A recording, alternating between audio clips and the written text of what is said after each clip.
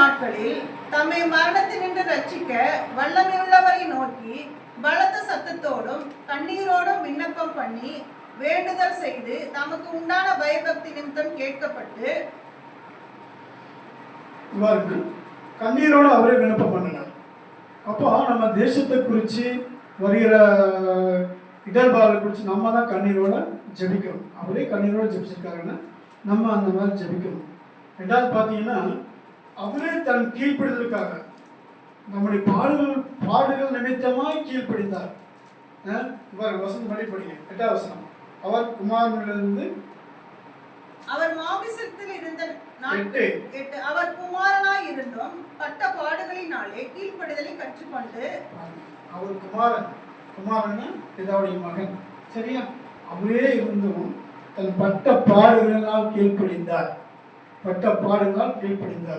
அப்போ நம்ம இந்த தீர்க்க தரிசனங்களை விசுவாசித்து கீழ்ப்படியும். அப்படி இருந்தாதான் என்ன செய்ய போறது ஆண்டு சொல்லியிருக்காரு பாருங்க. எபிரேயர் 4:3.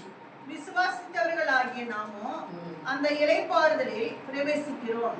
அவருடைய கிரியைகள் உலக தோற்று முதல் முடிந்திருந்தும் இவர்கள் என்னுடைய இளைப்பாறுதலில் பிரவேசிப்பதில்லை என்று என்னுடைய கோபத்திலே ஆணையிட்டேன் என்றார். ஆமென்.